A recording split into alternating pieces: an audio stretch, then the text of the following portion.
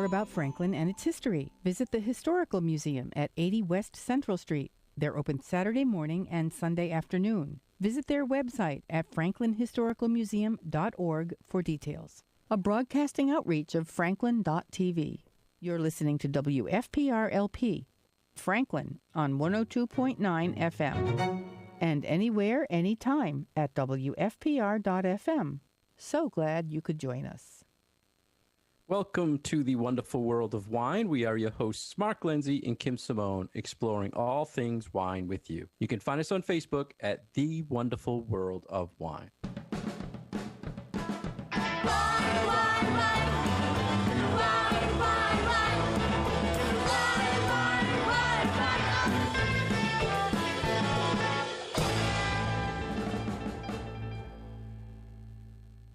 Hello, everybody, and welcome to the wonderful world of wine. Kim and I are here every week to discuss everything we find in the wine world with you. How are you, Kim? I'm doing well, Mark. We haven't spoken for a little while. We both had some vacation, so it's been nice getting back together with you to talk about wine. Yeah, it's time to catch up on some wine things here, Kim. We always have a bunch of stuff to discuss, and today I think there's an article. I have a lot of questions for you to follow up on, and the first one is, what is your Chardonnay, which was in Food and Wine, America's favorite but most misunderstood variety? What do you think, Kim? I think we've talked Chardonnay in a while, but I think there's a lot to tell our listeners about. What do you think? There is, absolutely. And I think that this was actually a really well-written, thought-provoking. This article is that, Chardonnay is extremely popular, the most popular white wine for Americans to drink. And yet some people say they don't like Chardonnay until they maybe get some in their glass and are like, ooh, I really like this. And kind of describe this grape variety as a little bit of a chameleon because it can take on a lot of different characteristics based on the climate where it's grown, what the winemaker decides to do with it. And I think that really has become the way to think about it. Is not that, Chardonnay will always be this way, that there are so many different styles out there. There are different characteristics to the wine, depending, again, on where it's grown and how it's made. And I feel like it's a grape variety that can make a style for everyone. It might not be the same style, think of like 5 different styles of white wine, but I think that it can... 7 o'clock, I call the September 7th, 2022 meeting of the Franklin Town Council to order. Please pause for a moment of silence.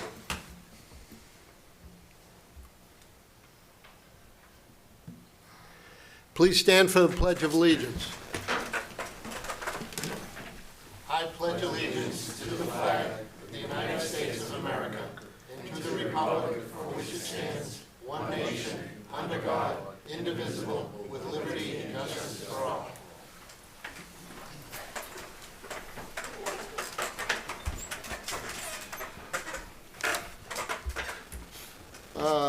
Announcements from the chair. All citizens are now welcome to attend public board and committee meetings in person. Meetings are live streamed by Franklin TV and shown on Comcast Channel 11 and Verizon Channel 29. In an effort to maximize citizen engagement opportunities, citizens will be able to continue to participate remotely via phone, or you may click the Zoom link that is on the posted agenda and on the town's website. The phone number is 929-205-6099, and the Zoom ID is 846-6956-5593, and then you need to hit pound. So once again, the Zoom ID is 846-6956-5593, pound. If residents are just interested in watching the meeting, it will also be live streamed by Franklin TV. Was it?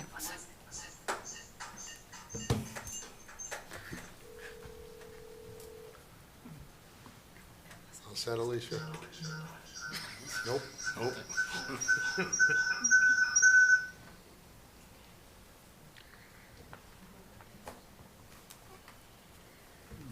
Try that.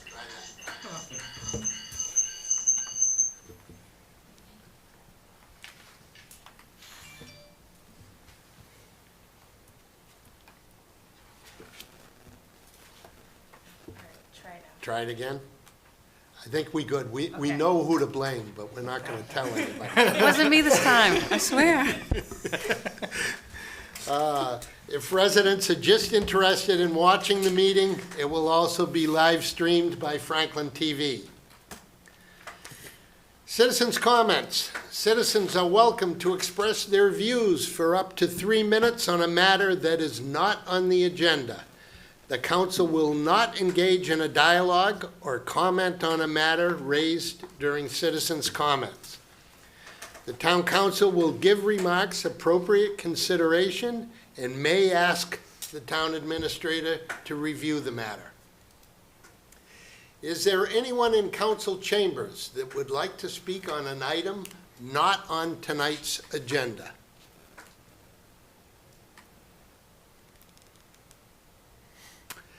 Okay, is there anyone out there in Zoom land that would like to speak on an item not on tonight's agenda?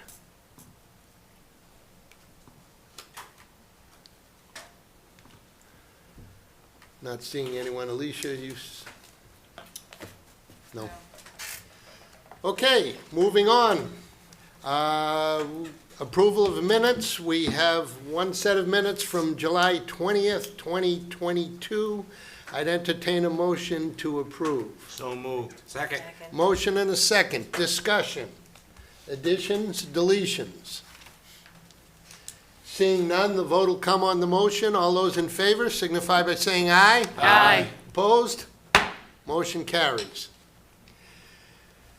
Proclamations, recognitions, we have none this evening. No appointments, no hearings. No license transactions. And we'll move right to presentations and discussions. Tonight, we're happy to welcome our Dean College, the new president of Dean College, Kenneth Elmore, and the new chancellor, Edward Augustus. Please come forward.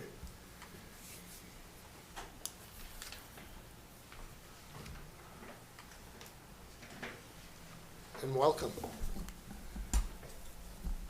Thank you, Mr. Chairman, and members of the council. We certainly both appreciate the opportunity to come and introduce ourselves formally to you all and to the town of Franklin as a whole. We've been here about 2 months and just welcomed all of our students back within the last 2 days, which of course, as you well know, were the 2 rainiest days of the year so far, so we're off to quite a start. But it was a very good, smooth welcome back to our student body, and everybody's excited to be back on campus and back here in Franklin, and we're looking forward to a great year. And this is our freshman year in our roles here at Dean College.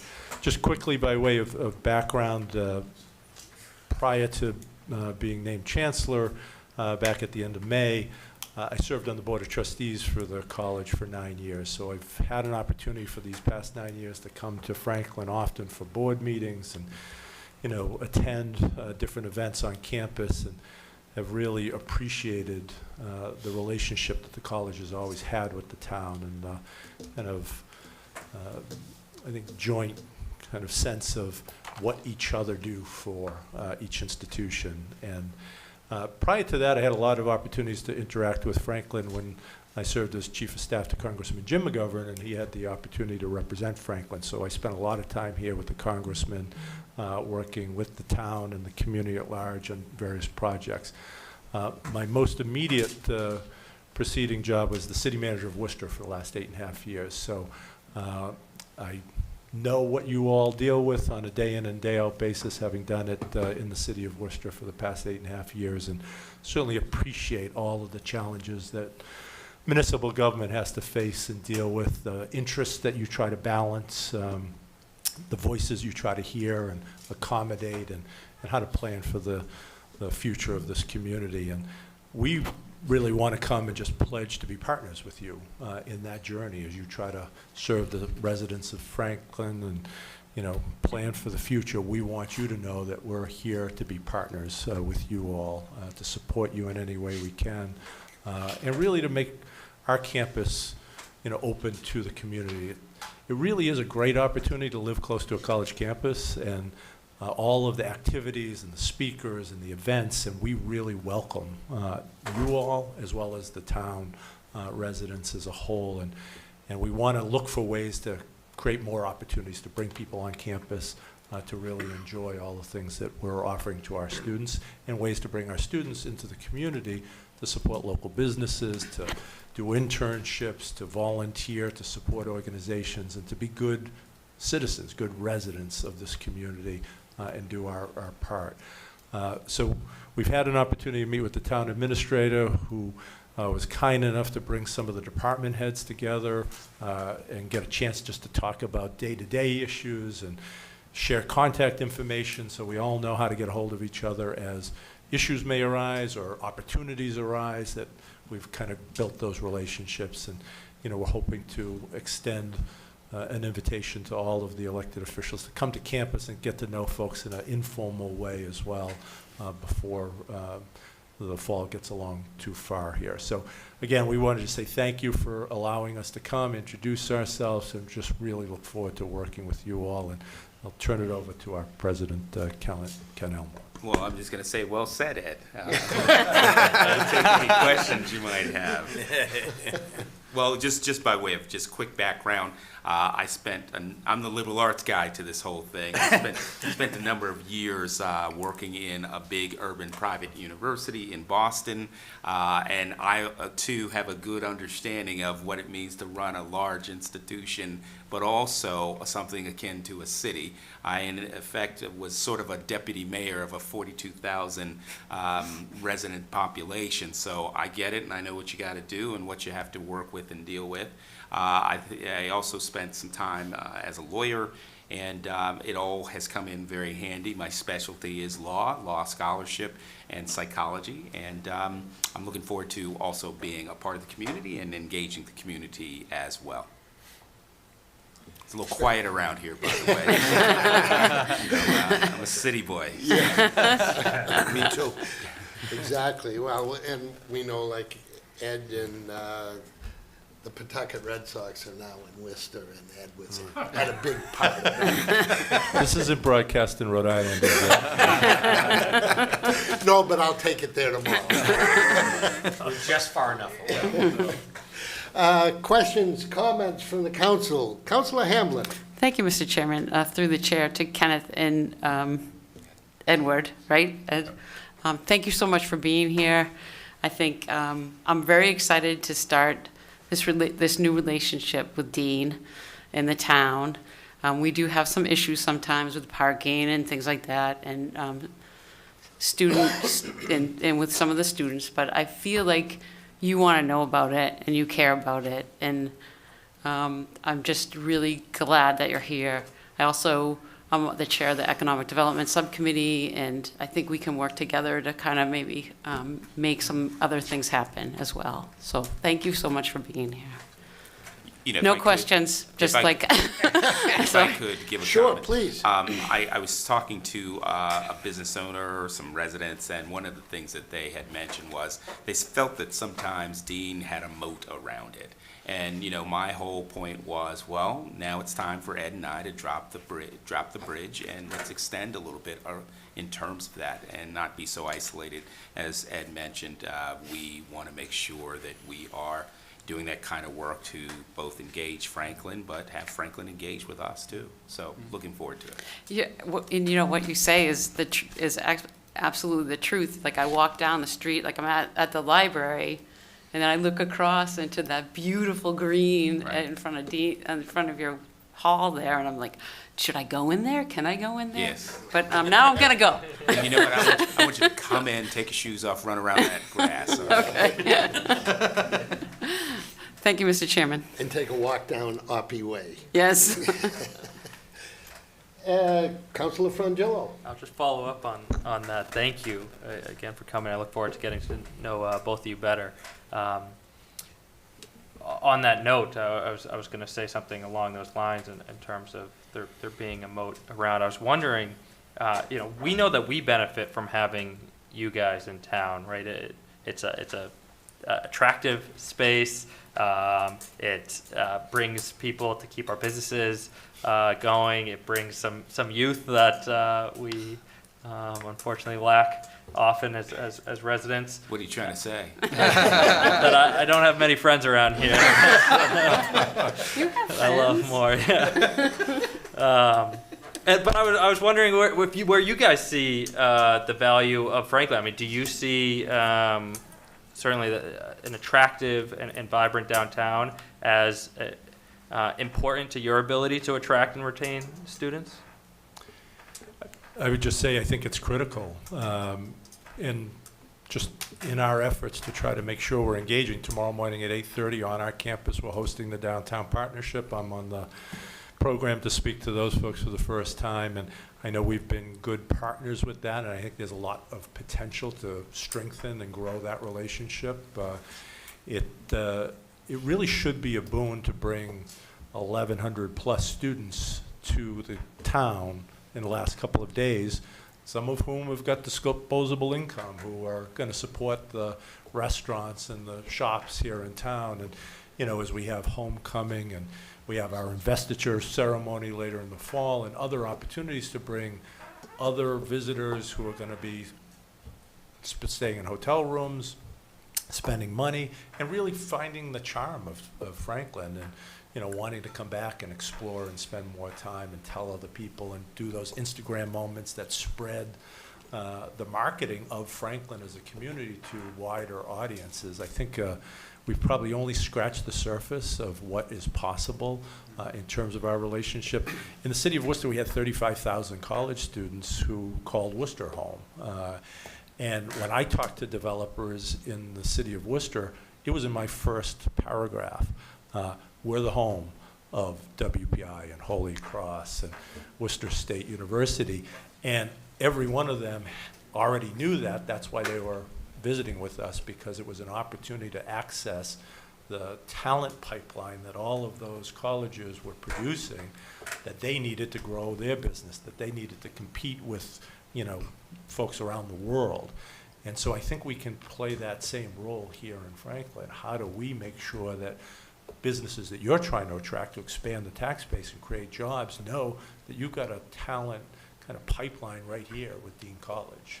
And so I think there's, over the course of the years coming up, we ought to work together about who you're courting, how we can help complement the story, how we can help pitch our contribution to the story of Franklin and where it's going as a community.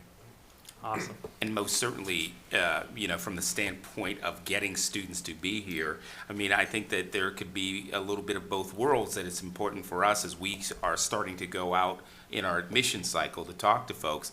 As Ed said, there's charm. This is classic New England. This is the stuff out of movie sets on some levels, but also combine that with a real vibrancy and I think a bit of an artsiness that's important here. They all work hand in hand, and it is something where we can attract students to be here.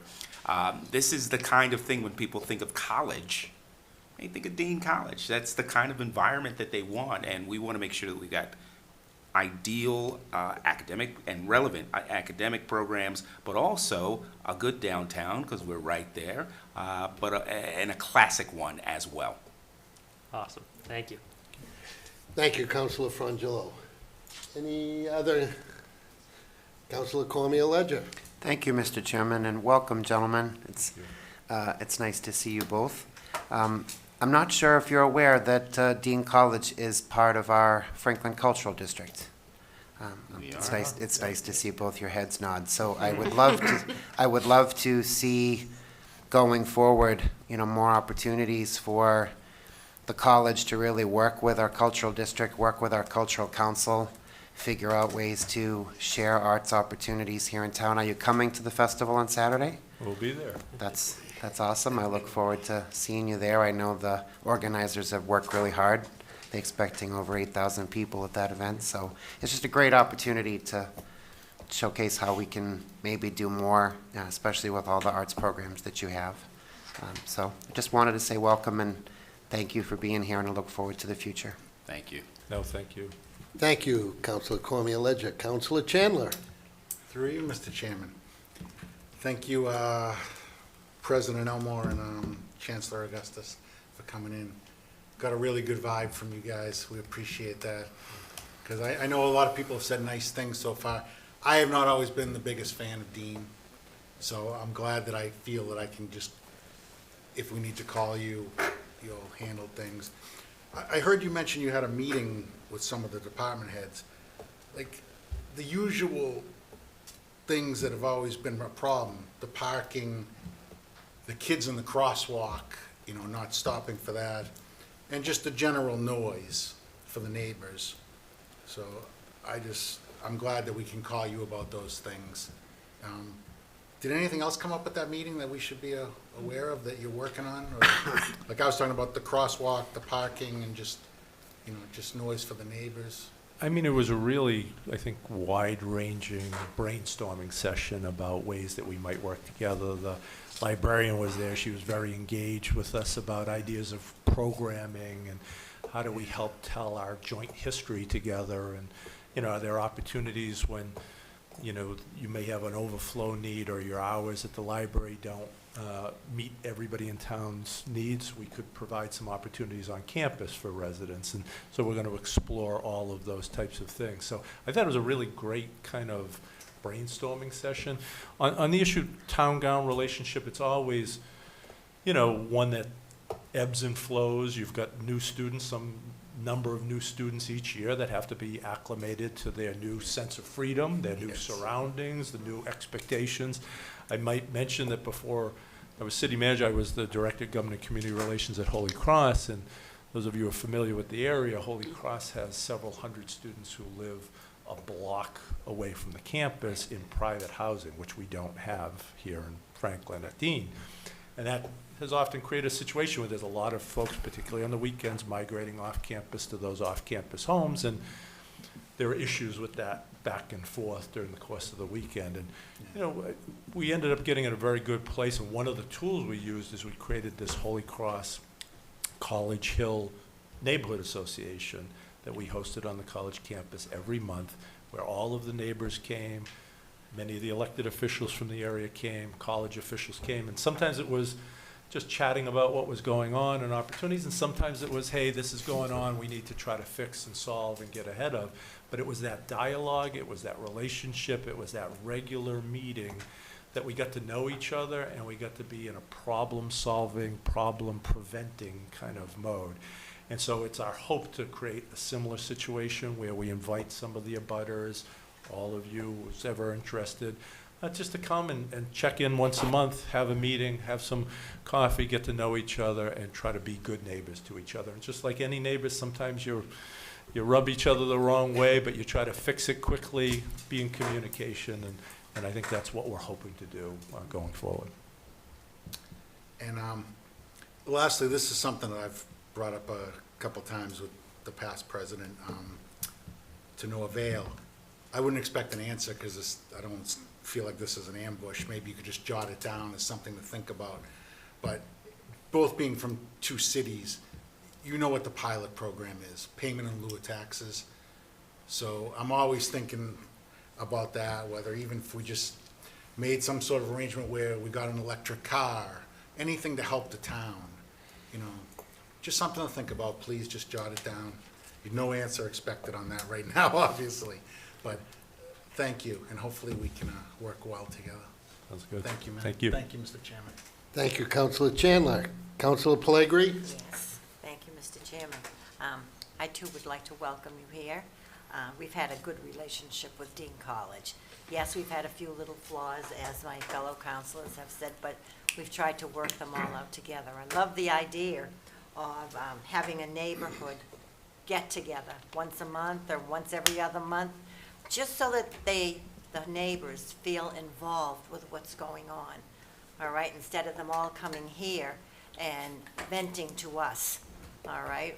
And then we have to have another meeting and invite Dean in order to, go along and see what we can do about things. But we're very happy to meet you. I would personally like to invite you to the museum here in town. We have our own, excuse me, museum, that we have a lot of artifacts, and that from Dean College, too. So please stop by, and again, welcome. Thank you. Thank you, Councilor Pellegrini. Councilor DeLorco. Thank you, Mr. Chairman. I too would like to welcome, it seems like we're gonna have a good relationship. I'm kind of like with Councilor Chandler, I never really had a good relationship with Dean. And matter of fact, I'm glad about the neighborhood meetings because I think it was 2 days ago or 3 days ago, I got stopped at Star Market, getting yelled at about the parking already. And I don't even know if people were there, but I got yelled at already, so So did I. Yeah. So I'm kind of glad that we never got Dean together with the neighborhood. So, to me, that seems to be a great idea, and, should take a little pressure off of us too if we can get you guys to come. I'll go. I have no problem going, but if you guys are with me, I appreciate that. Absolutely. And welcome. Thank you. Thank you, Councilor DeLorco. Councilor Jones. Thank you, Mr. Chairman. First off, Ed and Ken, listen, it was a pleasure having lunch with you guys at the school. It was, I honestly have to say, one of the best employees that you have is Sandra, who put the meeting together. She's quite literally, like I was joking earlier about the backbone of something. She is quite truly one of the backbones to the president's office, and it was nice to just reach out to her and make contact with both of you and have lunch with you at the school. One of the things that I pointed out during our luncheon was a simple observation that I've felt being in the neighborhood myself, is that, like for instance, if I say Stores, Connecticut, you can almost pretty much figure out that's Yukon. Because Stores, Connecticut and Yukon are almost intertwined with one another. Dean is a college that's in a town, but this is not a college town. And that's always kind of bothered me. I've always wanted Franklin and the school to kind of, for the most part, gel together to the point where this is, for all intents and purposes, a college town. It should feel like a college town, be a college town. And Dean should kind of reach out a little bit more into the community so that, A, you get your name out there, and we as a community can support you. And of course, there are logistical things that need to be associated with that. For instance, to what level would the town support you?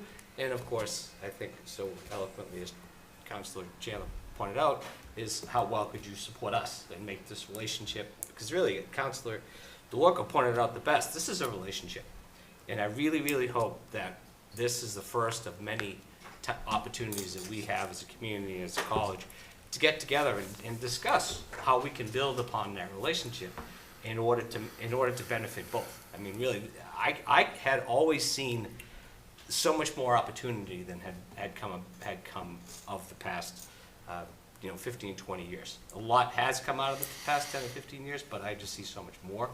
And I hope working with you both, we'll have this opportunity to make things grow. And yes, I wasn't kidding when I said you're welcome to come by and have some lemonade on my porch. But I appreciate you coming out so quickly regarding, even though you had the students move in the past couple of days, it was rainy out, and you have such a busy schedule coming up at the fall, and just trying to get your feet wet yourselves. As freshmen, you've got a lot to cover in such a short period of time. But again, anything I can do, we can do as a town, by all means, this is, I think, the beginning of a great relationship. Thank you. Thank you, Councilor Jones. He's never invited us for lunch. Councilor Sheridan. I'd just like to say thank you and welcome. And I live across the street from Dean. I've always had a great experience with the students. It was kind of nice to see him come back this year after 2 years of COVID. It was kind of refreshing to see energy back in the neighborhood and everything. So thank you. That's great. Thank you. Thank you, Councilor Sheridan.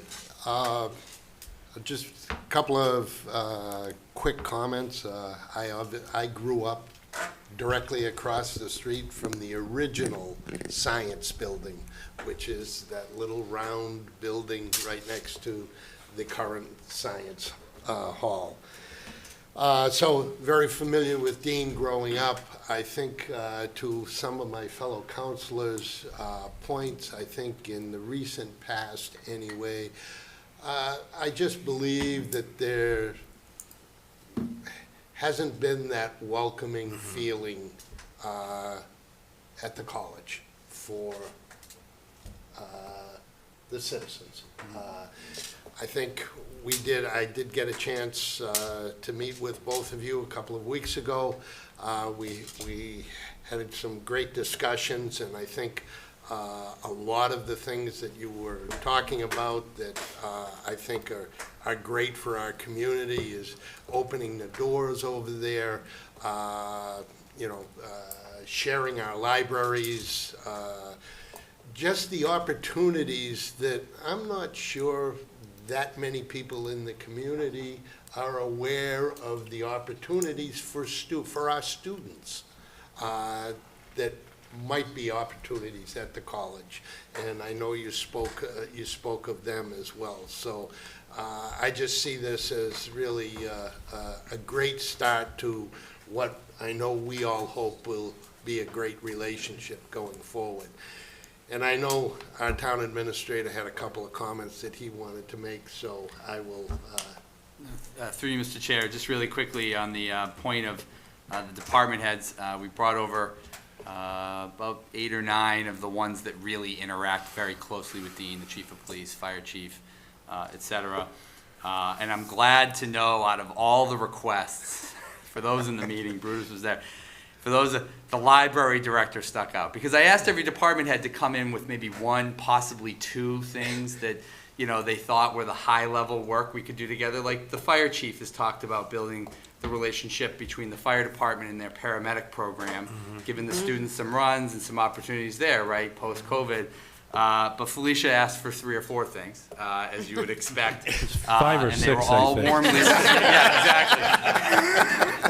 Once you give her the full floor, it's, you got to see how it works out. But, one of the things that was key was I never heard the word no. And so every department had an item or 2, and the answer was always yes, or we could do that, or let's partner again on this. We'll further this conversation. Let's look into it. And I think that with the ideas of the neighborhood association and working with the cultural district, I'm really confident that the items that we brought forward are going to be able to work well with the college together, and I'm obviously thrilled that both of them are here. As all of you know, on the council level and at Dean College, all of our department heads and staff have had a phenomenal relationship with all of their staff, and so we're looking forward to a great relationship. Thank you. Thank you, Jamie. Is there anyone in the council chambers that has a question or comment? Mr. Falvey, please, could you come up? Frank. Can you come up to the mic and just identify yourself, name and address, please? Yeah, Frank Falvey, 920 Pond Street. How many cars is Dean going to pay for with the charge that you're charging them on the runoff water? The fee that you're going to charge for runoff? Stormwater. Stormwater, Frank? Stormwater. Yeah, the stormwater. Stormwater. It's a. So I think the, what's the question, Frank? How many cars are they going to pay for? How many Because cars? of the fee they have to I think to how much is the fee?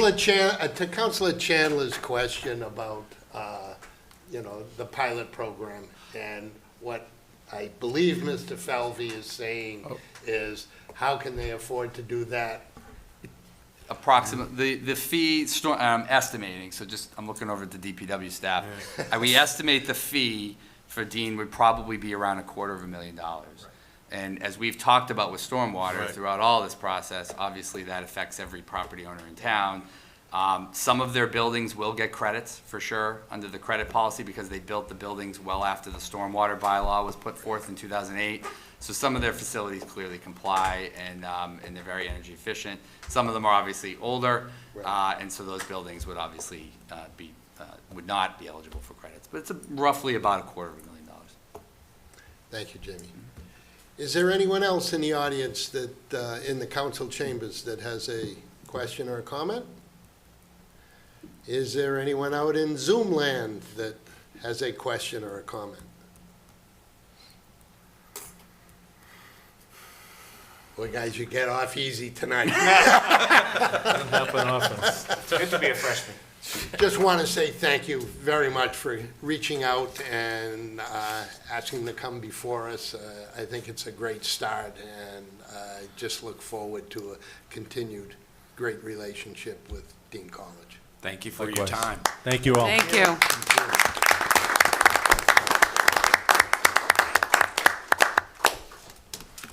Okay, next item on the agenda is another discussion item, and it's drought conditions. After 2 days of solid rain. Yeah. Timing's everything for our DPW director, Brutus Canareggi, and I think Doug Martin from Water and Sewer. Brutus, Thank you, Mr. Chairman. welcome once again. I know. Yeah, it's kind of ironic that we got, I think we got almost 4 inches, right? Yeah, 3.96. Yeah, at the almost treatment four. plant. Almost 4 inches yeah. of rain. Good. And I think everybody knows that we need it, and it's good. It's, just to give you right now, you know, the state, because of our permit, we're technically in a drought level 3, which is a critical level. So what that means is, I think everybody's aware at home, is that, you know, basically hand watering, and there's stuff that goes on for gardens, but no outdoor watering lawns or something like that. So that's been for a while. There a bunch of folks met today at the state level, and they'll come out with some recommendations. We might obviously go down, but till the secretary signs off on that, we're still at level 3. And just an overview, it's like we got a lot of rain, but it still takes a while. We're a groundwater community. It's not like we have a big pond that fills up or a reservoir. So it does take a lot of that is runoff, and was brought up before, stormwater, because it comes down so quick, so fast that, you know, it makes it to Mine Brook and down to the Charles River. So it does take a while to, you know, percolate into the ground. And, you know, I can say this summer our drawdowns have not been critical. We've been pretty good. And I'll touch on some of that. But part of the program, we had to, I think I always make the joke I hate doing, we were the water police this summer. We issued about 350 warning notices to folks out there. We don't find anybody. A lot of it's just public education. Some people just don't know. Some people do know. We also get a lot of help from some residents, like to call up about their neighbors. You know, we really appreciate that, and we go out and investigate all those. But, you know, we don't like doing that, so we try to get the word out. I think everybody sees that we have our signs around town. We do the boards, and we do a lot of outreach through social media. So it's been pretty good. And I will say, the residents of Franklin have done a really good job. And it's particularly, I always say, when we had the plant fire a couple of years ago, we went to a full water ban. It wasn't a state required thing, but, you know, people paid attention, and, you know, our average daily use dropped 1 million gallons a day. And it's pretty similar what happened this summer, you know. Yeah, right away when we instituted the full water ban, we could see it in our tank levels. You know, usually during the day they would fall, but we were either holding steady or gaining during the day. So that's a credit to the residents for actually, you know, for listening and obeying the water ban notice. So yeah, we appreciate it. Yeah, we do, because it's, you know, it's a community thing. We all have to go along with it. I will say, it is kind of amazing. We had a couple rainstorms over the last 2 weeks, and you know, there was some brown lawns in town. I mean, if you had a green one, I would think it would almost be embarrassing. Because I mean, if you were really falling, they were brown. And but it's, you know, you come back out, and a couple weeks later, just like we say, you know, grass goes dormant, it gets the water, the lawns, you know, there's obviously dead areas. Don't get me wrong, but they recovered pretty well. So I think that's pretty good. And the other thing I want to throw out there was the, you know, Doug and I have talked about it quite a bit, with the, you know, the town making the commitment to the Grove Street water treatment plant. We would have been in really big trouble without that this year, just because, you know, the groundwater is there, but we couldn't take it out. We couldn't take it out with the iron and manganese problem. So even though we were in a drought, we were able to keep going with our wells, because, you know, It's been a game changer. Yeah, for the town. Definitely for the town. It's a great investment, you know, made by the council and the town, and it's helped out a lot. Because even in the past, I've had to come at different times and have, outside our permit requirements. We've actually had full water bans. I remember I did in March one time because we had to, just because we couldn't keep up for whatever. So, but yeah, the Grove Street has really been a game changer for the town. So we're doing pretty good with that. But we still have to be in a conservation plan. I don't want people to walk away from this like, oh yeah, we should be watering all the time. That's not what I'm trying to say. But it has really helped us out during this drought. So, And just speaking of the conservation plan, I'd like to use this time as just to note, the reason why we have it is it's part of our permit, right? So it's not like every year we want to put out a conservation restriction. It's in our permit. It's we're trying to be good citizens of the land and make sure that there is water there still for the streams and whatnot. So just want to make sure that everyone understands that. So that's kind of a brief overview. And if anybody's got any more specific questions about permitting or water, where we're at with different things, we're more Hopefully the rain barrels are now full or close to being. They should be. And we're doing another big distribution tomorrow, by the way. So it's a very popular That's why I program just in town. figured I'd lead into that for you, throw you a little softball there. Before I go to the council, just one question for me, because I know it comes up frequently from a lot of people, and that's well water use and what are the restrictions and what are not the, can the town ban well water use, or how do our water bans affect the well waters? You talk about the residents' private well. Private well water. So the state does not regulate the use of private wells. We're regulated by the state DEP, so they can put the regulations on it, particularly a well, every well we have has an ID number and says how many gallons per minute you can take out of it. Every well has how much you can take all year out of it, okay? Private wells do not have that, whether it's a drinking water well, whatever. So even when the secretary says, water ban, it does not affect private wells. That's the way the statute written. So we can't regulate that. Now, I don't know how else to say it. On one hand, we've heard, obviously, like a lot of you, I paid my money, I put my well in, I want to be able to, do my water. But then you can also say on the other side is a sense of community. We're all in the same aquifer. So, That's why I don't want it. So, guilt, I don't know, or some people think it is a right. It's a tough thing for us to do. But I do want to remind folks, a lot of when we went out to, see people watering, or we did our monitoring, remind folks they're supposed to have a sign out.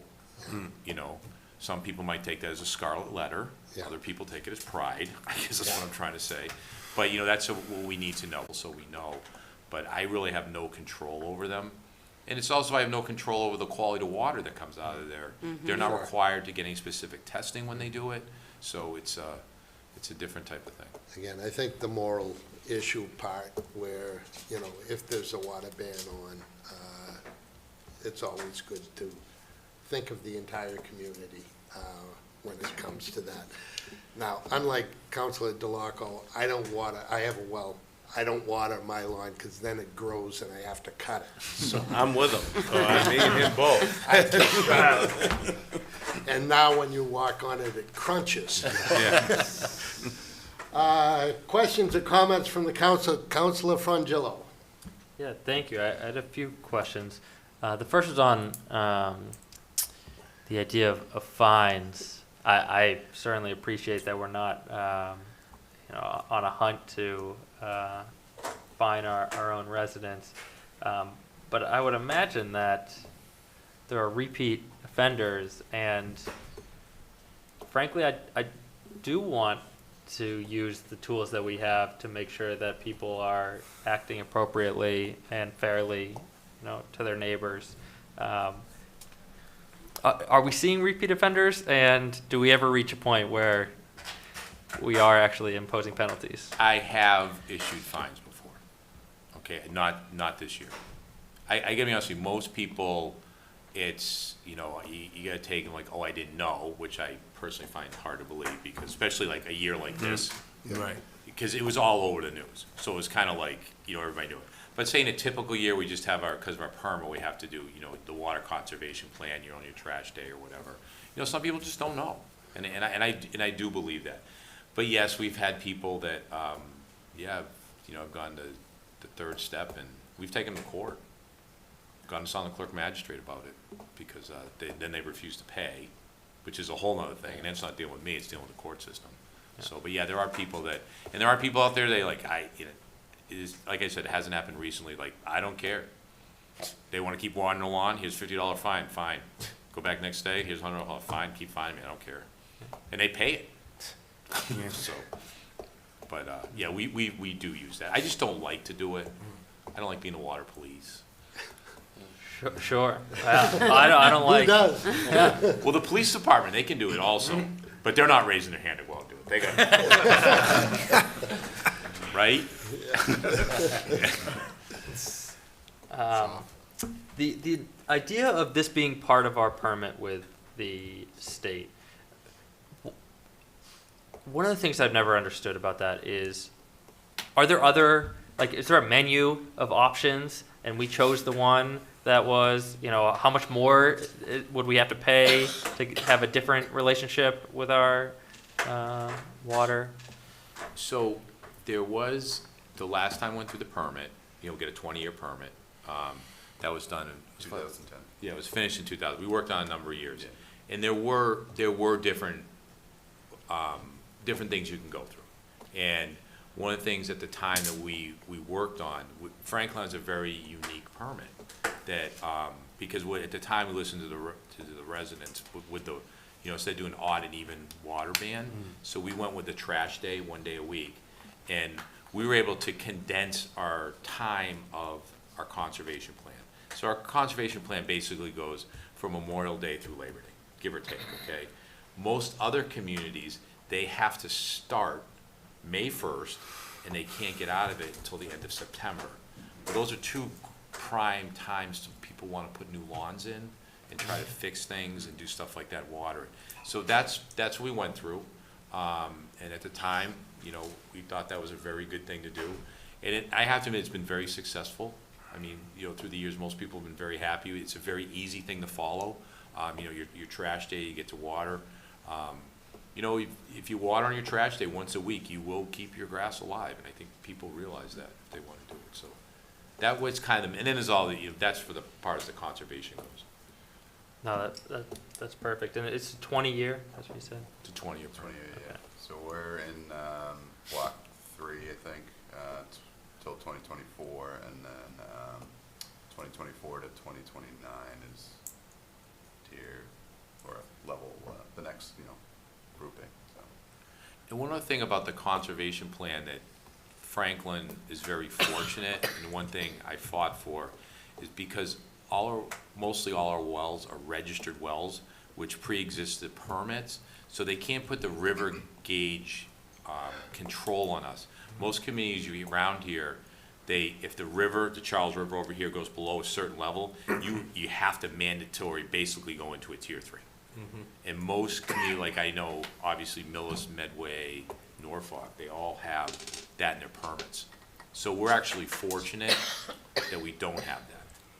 And that was one of the other reasons why we chose to go that way. Because if we didn't, you know, it would have been like, oh, you have a dry fall. It doesn't matter that you had the special permit, so that's why we did it. But we're fortunate that we have that. Awesome. My third question, if I may. Sure. Which really touched upon it was that idea of private well use and sort of pulling from the same aquifer. The way that so you already answered the main question. So the secondary question is the way that we word our drought things seem to be, I don't know, like rewarding private well use, or like I read them in a way that says it's almost a penalty on those who are on ours. But if you have a private well, go nuts and have fun. And I don't know if there's any ability, it's subtle, to encourage that notion that we are still, pulling from the same place, and I don't know. It's worded in a way that says, "You guys don't do anything. You guys go crazy. We're not. We can't touch you, and have a ball and make sure you do it really loud in front of your neighbors." And that's just how some people take it. I can say for me in my department, I've worked with the chairman for a long time. This isn't the first drought we've gone through, and it comes up every time. And people are passionate about it both ways. Passionate about the water conservation, and passionate about, it's my well. I spent 20 grand to put it in, and I want to water my lawn. I want to keep my lawn, and they're both tough sides on that. But I lean towards more we're all together type thing. But some people don't see it that way. For me, thank you.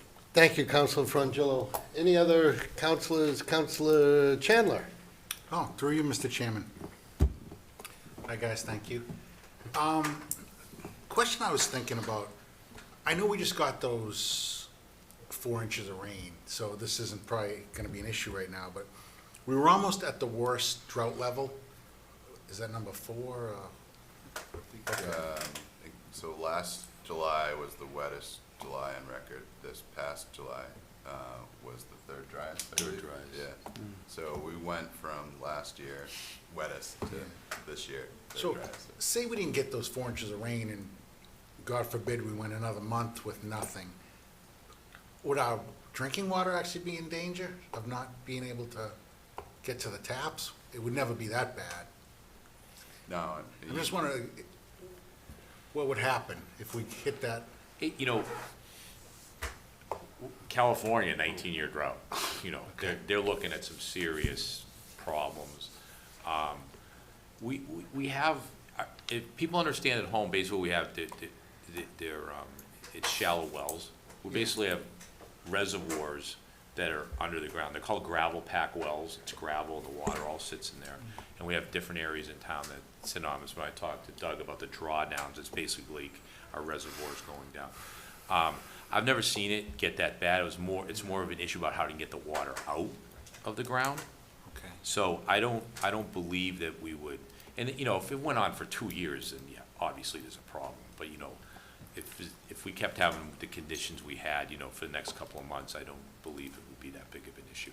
There are communities out here that, what was Jake saying, Pembroke or somebody was? Yeah, Pembroke has, yeah. There are other communities that are having, more issues than we are, but we've been fortunate this summer. I think through our conservation plan and the residents listening to the band, we've been able to maintain our drawdowns and keep every source online. So thank you. Very helpful. Just making sure we're gonna have water. Thank you, Mr. I like Chairman. that. Thanks, Councilor Chandler. Councilor Cormier Ledger. Thank you, Mr. Chairman. Hi, guys, welcome. I think to Councilor Frangillo's point, you can appreciate how sort of sticky the conversations get sometimes on our end when, the residents of town get frustrated when the neighbor right next to them has the perfectly beautiful green lawn and living vegetation because they have a well, or maybe they're not following the rules at all and they just don't care, like you said, Brutus, or, you got somebody who is following the rules. And I think to hear that there maybe it's not as strict with the fines was a concern, but it sounds like you guys are on top of that and at least warning people, so folks should know to just play by the rules.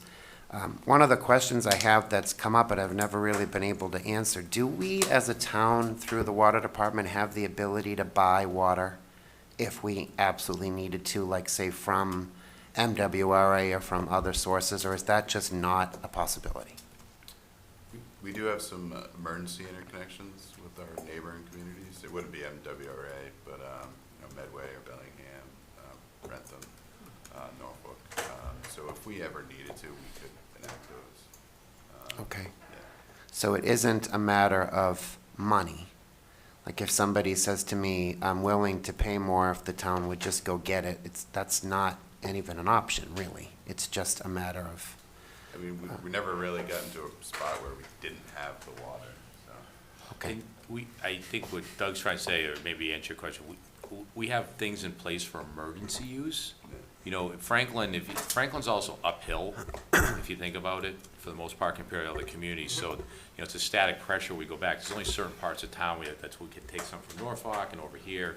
And then there's also, you know, Norfolk, they were having a lot of water issues. They were coming to us about getting our water. So we have a nice interconnection. We can give them a lot of water, but they're a non-fluoride town. So that's a whole nother issue, that if we gave them water, we give them fluoride in their water, and that hasn't been accepted by their town. So that kind of goes both ways with different communities. So emergencies are emergencies, but like buying or selling water, that's a whole nother animal. Okay, all right, thank you. Thank you, Councilor Cormier-Ledger. Councilor Pellegrini. Through the chair. Thank you for coming tonight and giving us this presentation. I know questions that come up, and I'm surprised no one has said it as of yet. All the new apartments and all of that that's being built in Franklin, certainly they're going to be using a lot of water. Can we afford to let them use a lot of water? I mean, stop and think about it. You had said that my next door neighbor, you know, is using, their lawn is not green and all of that. Well, what do we do? I know we have to follow the rules and regulations in order for these places to be built, but isn't there some type of law, or I don't know if it's through you or Mark right now, that we could do something instead of approving all of these apartments? I won't get into the law. Attorney Sorrell. So there's an inherent conflict in the statutes themselves, because there is the conservation of water and DEP, the state's jurisdiction over that use. But on the other hand, there is the encouragement of development, or at least not to discourage development and housing, and they come head to head. So that is not a justification to even slow housing. If in an extreme situation, there is a provision in the law for a moratorium, but then you have to address whatever the water issue is. You're under an affirmative obligation to do that. You can't just say, oh, we're out of water and that's it. Mr. Chairman, I kind of thought this would come up because I see social media in town too, okay, that comes up about the buildings. So this is kind of, I think, cool, and it's very neat, their numbers, and it's a direct reflection of town that's it's become. So, and I said it, I've done a lot of presentations throughout the state and the country about Franklin, that, you know, at the turn of the century, Franklin was known as the worst example ever for water conservation. There was a time here, and I think, you know, a lot of the older folks know, we got no water. There was stories about fires. They couldn't keep up with something over on Grove Street. You know, it was an interesting time here because of all the development that happened in the 90s, and, you know, this fast, rapid growth. So, and this goes back to how our permit was established, but in 2001, our average daily use of how many gallons that we took out of the ground, okay, was 3.6 million gallons a day.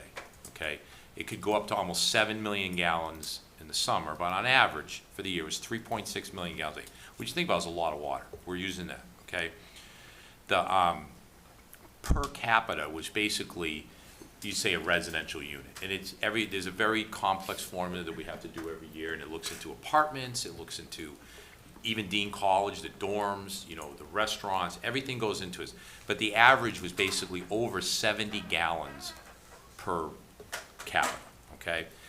Unaccounted for water. Unaccounted for water is we have meters at all our wells, okay? We know how much water we're taking out of the ground, and as you know, we have meters at everybody's house.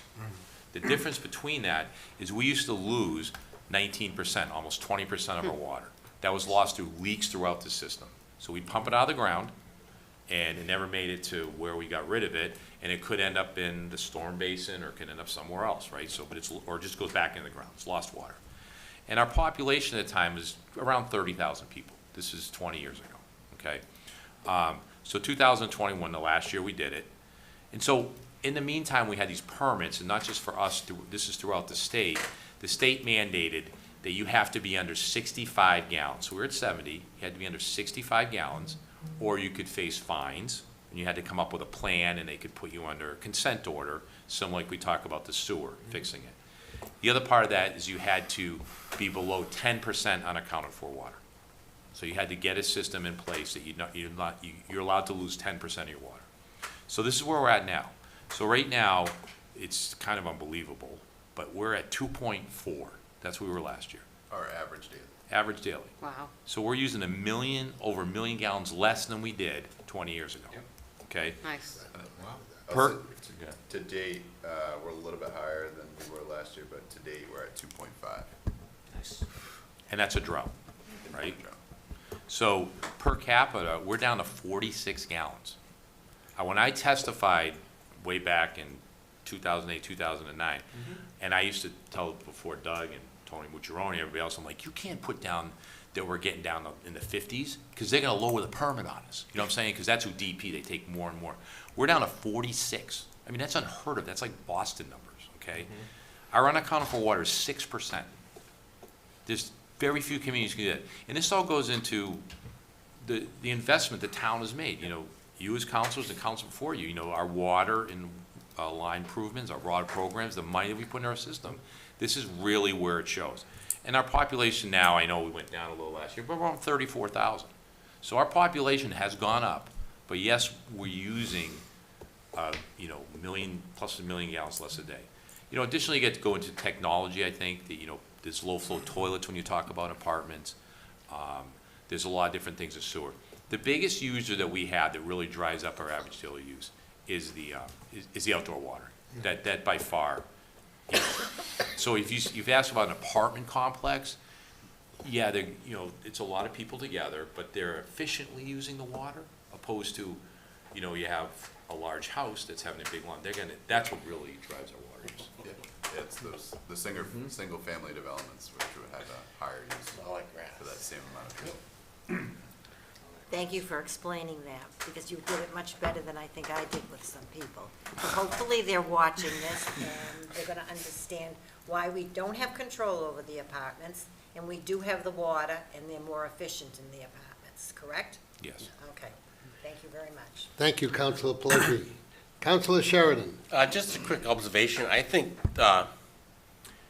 this all the news about California has actually helped us, because I think people took, even though it's completely different, a lot of scientists say they should stop calling the California drought a drought, because it's not a drought. 25 years is not a drought. But I think all this stuff in the news about Lake Mead and the whole country having fires, I think it's kind of helped too, because I have not seen too many. A lot of summers you used to see like businesses with these big well water. I have not seen as many this year as other summers. Sure. Thank you, Councilor Sheridan. Councilor Hamblin. Thank you, Mr. Chairman. Brutus and Doug, thank you so much for being here. I think it's really important for people to understand about the state conservation. And it's different, right? So every year we have this conservation, and this year we have this drought, so that's when we get the bans. And it's really important for you to be here to explain this to everyone. And I want to thank you for talking about the new water treatment plant, because that helps us, right? Can you guys tell us how many gallons that treats, Doug? 1.22 million gallons per day. And, not right now, but, in the height of the summer, we were maxing that out. Okay. So that was great to have. Yeah, that's wonderful. Thank you for being here. Thank you, Mr. Chairman. Thank you, Councilor Hamblin. Councilor DeLarco. Thank you, Mr. Chairman. Thanks, guys, for coming. Debbie was talking about the moratorium. Didn't we have a moratorium at one point on water? Because where my house was built, there's water, town water right out front, but something happened and they put a moratorium on, and I had to put a well in. Jamie? Through you, Mr. Chairman. So earlier, the question was asked about a level 4 drought, and what if we got there? That's more where the state would impose more of a moratorium-style regulatory framework, where you probably would see some drastic measures. In my 24 years in this, and I used to work at that state agency for 4 years, I can't recall a level 4 drought.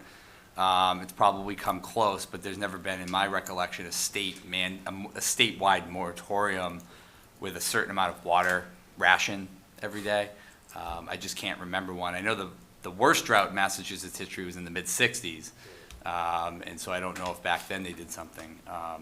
But I think what you may be referencing the moratorium on building. There was at one point a moratorium on building. Yeah, but why, why? And why we would can't, they- you can't do a moratorium. Just to be clear, just maybe for the record, we cannot just impose a pure moratorium in any town on building and development. No. Zoning modifications fixes some of that, but we cannot do a moratorium. And Mark would be clearer than me. I believe at some point, the town attempted a moratorium on building, and I think the courts ruled against Yeah, that I in some believe sort of that. way. That might be where the conversation in the community might be remembering, Councilor DeLorco. There was, to the chair, Attorney Sorrell. there was an incident involving Norfolk and low levels on a pond over there. Kingsbury Pond. And I believe there was some action or involvement by DEP Yeah, I at just that can't point. remember, yeah. So that could have been what you're referring Yeah. to. But then, a lot of municipalities imposed either moratoria or limits on building, and you had a limit on the number of building permits that could be issued. And then, case made it to the Supreme Judicial Court of Massachusetts involving Hadley, and the SJC basically determined that it was illegal to have a permanent growth moratorium Okay, I or just got curious. limitation in place. You could put one in temporarily, just again, until you could figure out what was going on and address it, but it could not be open-ended. That's kind of what I thought, when you said it earlier, that's what I was trying to get to. But anyway, don't worry, Brutus, last time we had a drought and the squirrels' tails are very thick, we're gonna have a bad winter. We actually had our first snow meeting yesterday. So get ready, it's coming. Councilor Jones. Thank You, Councilor DeLorco. Thank you, Mr. Chairman, through you. Brutus, Doug, all I can say is boom. You guys, you nailed it on the head. You really did. Just getting into the nuances and details of how, for all intents and purposes, and I really hope the public is listening to this conversation tonight, and they learn and they understand that this is a plan that's been in place for over 2 decades, and it works. This was an effective plan that was, it was meticulous, it was well planned out, it was thoughtful, and just to hear that we're 1 million gallons per day less than we were 20 years ago, with, what'd you say, was it 6%? 6, yeah. Loss? 6% on That is, From 24. it's just, I'm astounded. It's just an amazing feat of engineering that's gone in all this planning. And I'm proud to have been a part of many of the decisions that have gone into making all this work. And it really breaks down to the fact that this is government at its best. This is what we should be doing, is being concerned about the people's infrastructure and preserving our water, preserving our environment. This has been a great way of doing it. Just hearing the water losses improve the way they did, that to me is tremendous. My neighbor next door, great woman, she didn't even realize it when her water pressure got down to the point where it was trickle in her house. She had a leak in her yard, and I just couldn't help but fathom how much water we lost in that situation. But just the measures that we've taken, the extreme measures that we've taken to improve the system, everything from consistently doing water line changes to doing sewer line changes to fixing the roads, which, by the way, thank you for the road construction that you guys are working on. I just hope everyone understands that this is a testament to efficient government. And I just want to thank you and your crew and everyone at the DPW, as well as the administration, for all the hard work that's gone into making these numbers possible today. It's I'd say like me personally, it's a great town to work for, and it's been its way along.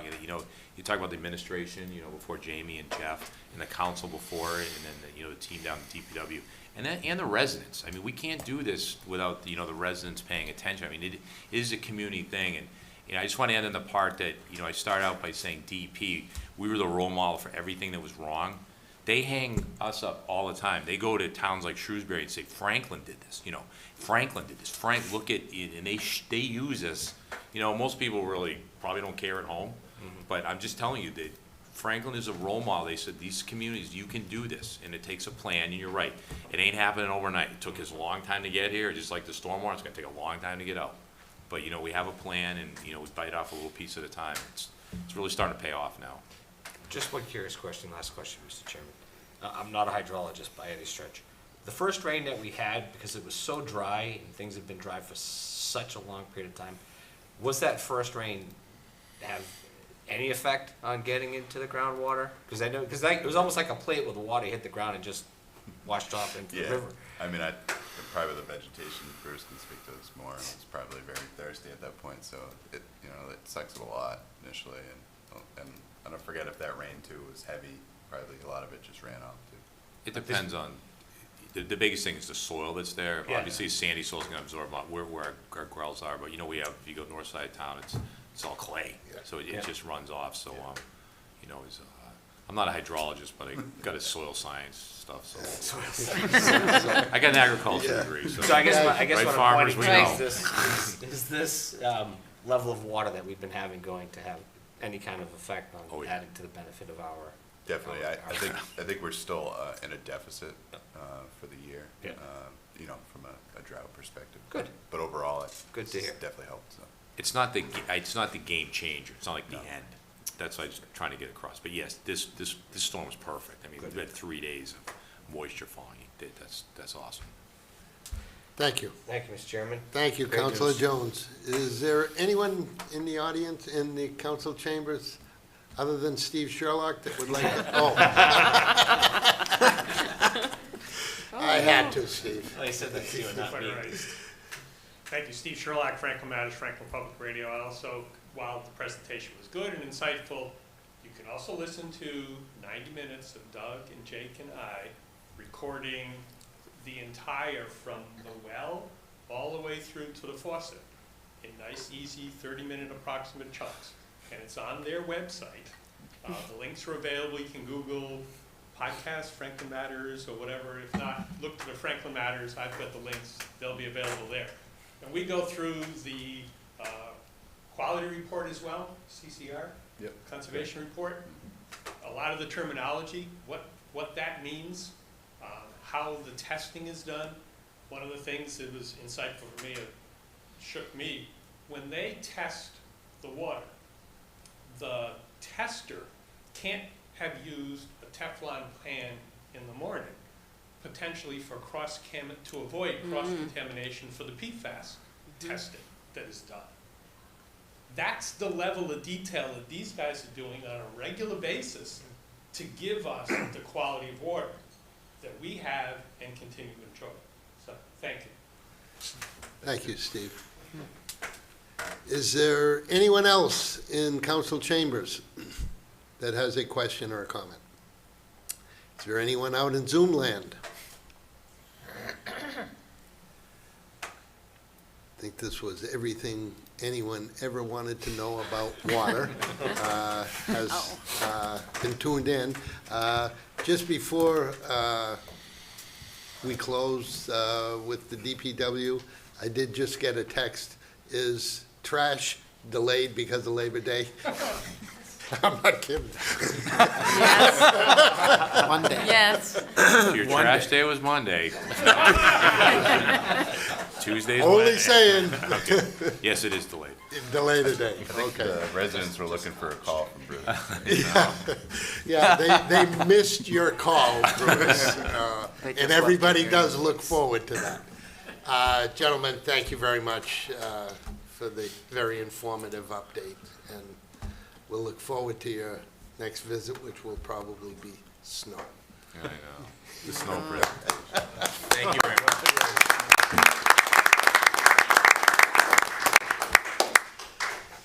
Okay, next item on the agenda is another discussion item, Massachusetts State Seal and Motto. Jamie, you want to do a lead-in?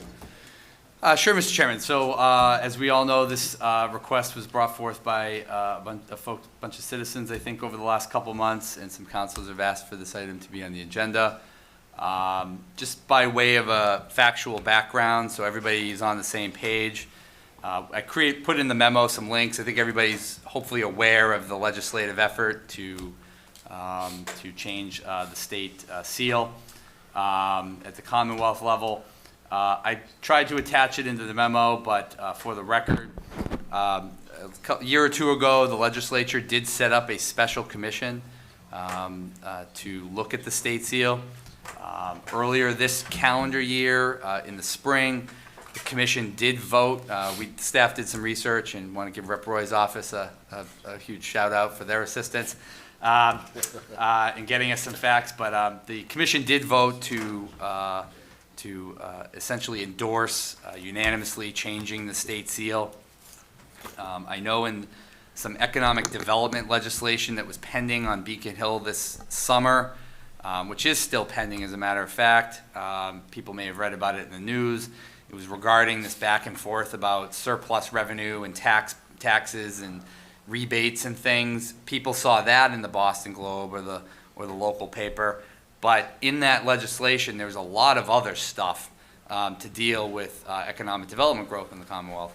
And there was an appropriation in there for, I believe it was about $100,000 to appropriate to the commission, the legislative commission, to actually be able to go out and hire graphic designers to make different renderings to bring back to the commission to look at what a new state seal would look like. That legislation, to my knowledge, is still pending. I believe it has a deadline of January 2nd or 3rd, whatever the first day that the new legislature gets sworn in after the election in November. So there's still 4 or 5 months, I believe, for hopefully for some of that work to get done. I don't know the fate of it. I wish I could, but I don't. And then after that money gets back and they do that, the commission will be looking at a new seal. So that's the information I got from Rep. Roy's office through the staff. And what's in there is some articles and some links in here in the memo to some articles on what I just mentioned. So thank you. Thank you, Jamie. Questions or comments from the council? Councilor Pellegrini. Thank you, Mr. Chairman. Aren't we listening to people that Yeah. are here tonight? Oh, I thought we'd listen to them first. I'm sorry. No, during discussion items, only in, when we have a public hearing, do we go to the public first. I'm going to wait. You're going to wait? Okay. Councilor Sheridan? Yeah, I think it's a great idea. I never really liked the flag anyways. I thought it was boring. But I had no idea that it was offensive either. I mean, I knew the Native American was not a Massachusetts Native American. But apparently at one point it was worse. I think he used to say, come over here and help us or something like that at one point. So I think it's a great idea, and a lot of the alternative ones are very good. I like it. Thank you, Councilor Sheridan. Councilor Hamblin? Thank you, Mr. Chairman, through the chair. I agree with my fellow Councilor Sheridan that I think this is a good idea. But I also would like to thank the town administrator for the links in the memo. They were very informative. It's nice to see that the commission has Native Americans on the commission, and they're, a lot of the things I talked about, like some people might not think were offensive. So it's very a learning experience for everyone, I think. So if I understand what the town administrator just said, it seems like we need to we need to harass people to pass that economic development bill so then the commission can get money to hire someone. Is that what they're waiting for? Through you, Mr. Chairman, yes. I think the hang-up was somewhere about that law from the mid-'80s or early '80s about surplus tax revenue. And, you know, I got to admit, I have a lot of other things. I haven't read all the details. I just know that there's probably some discussions about how to deal with that. I mean, I don't think when they wrote that law, they were anticipating a pandemic and having the floor ripped out from underneath of us and then coming back. So, and there's obviously the ballot question too in November. So I don't know how all that's going to get worked out. But I think from the articles here, and I think from I think the thing that I hope the public appreciates is that the commission voted to make a new seal. Mhm. And I think they're committed to that. It's just a question of what is the new seal going to be. Right. I think, the reason why we want to discuss it tonight is just to see, like, what, is there anything that we can do to help, you know, if we lend our voice to say, yes, we think it's a good idea. I mean, they already voted to change it. We just now we can lend our voice to say, pass this economic development bill and let's get on with, with everything. Jamie? You could certainly, I think, Reach out. you know, anybody could certainly reach out to Representative Roy's office, Senator Spilka, Senator Roush's office. In all earnest, and this is my professional weakness of being fairly honest, in terms of what people can do, they can certainly advocate for those bills. I say that, you know, some patience for the commission to do its work. As Councilor Sheridan just mentioned, there's already some samples and some ideas. It seems to me, it just reads to me like the state is committed to this. It's just a question, you know, it's obviously going to take a year and a half for the bill, the funding, the hiring of a consultant, and then deciding on the new seal is in my opinion, going to be by far the most hardest decision to make. Because every corner of Massachusetts wants their area represented. Cranberries, ladybugs, chickadees, pine trees, hemlocks, beaches, mountains, We do think State House, ladybug is a good thing. neighborhoods. I mean, it's all going to be in that collage, I suspect, at some point. I'm glad I'm not on that commission. I also think it was very interesting to read about how they knew that they didn't start off quickly, or like they've been building to try to get momentum, and they have momentum now, and so that does seem very promising. Good word. That's a good word to use. Yeah. Thank you, Mr. Chairman. Thank you, Councilor Hamblin. Councilor Frangillo. Thank you. So the discussion seems to be, in my mind, you know, is it worth passing a resolution? I think this is a very well drafted resolution. I agree that, you know, the chances that such a resolution has any major impact on accelerating the timeline or making it more likely to happen is probably minimal. But then the other question is, can it hurt? Like, what's the absolute worst harm of passing such a resolution? Maybe it's the idea that we're going to be inundated with such resolutions going forward to, you know, put our moral stance on different things. And honestly, my personal opinion is we can do a little more of that. This says, hey, we're going to be on the right side of history. It was this isn't a spur of the moment thing. It's a very well thought out, well coordinated effort to go out and talk to different communities. They brought it forward. We've all considered it over a period of time. Let's just pass it and put our stamp of approval on supporting such a thing. Yeah, there's no resolution. I know there's no resolution currently, but in the, he had drafted, this is drafted by you guys? Nope. No. This is by them, okay. No. Yeah. Well drafted by the Franklin residents. You know, I can get behind this. Okay. Yeah. Councilor Cormier-Ledger. Thank you, Mr. Chairman. I think part of the confusion, and that was going to be my question too, Councilor Frangillo, is there is actually a resolution in the packet, but it's not under legislation for action. It's not So- our resolution. No. We have not. Correct. I just wanted people to understand that there is language here that reads as if the town of Franklin and this board is approving something, but that's not drafted by us, that's not drafted by our council. It is simply the residents have put this together asking us to consider it possibly as a future resolution, but today is just a discussion. Correct? That is 100% correct. Thank you, Mr. Chairman. Any other councilors? Anyone in council chambers? Let's start over here. Please, if you just in the front, just please come forward. Name and address, please. Hi, thank you. My name's Judy Butler. I live at 169 Pine Street. I have the privilege of being a direct descendant of Francis Cook and a lifetime member of the Mayflower Society. So as you can imagine, I grew up in a family that had many history lessons, and I learned to appreciate their version of history. I learned to appreciate and have a growing awareness for history. But I'm here today to encourage support for changing the flag. It's past time. Thank you. Thank you. Is there any, please just come forward, name and address, please. Do I need to? There you It's go. Kathy Trefethen, 3 Rizzoli Circle. You gotta give me limits because I've listened to every commission meeting with great interest. I can't explain why this fascinates me, but it does. Yeah. I've been an avid person of history, blah, blah, blah. I have Plan A, B, C. I can give you a PowerPoint that I made concise, which was an effort for me.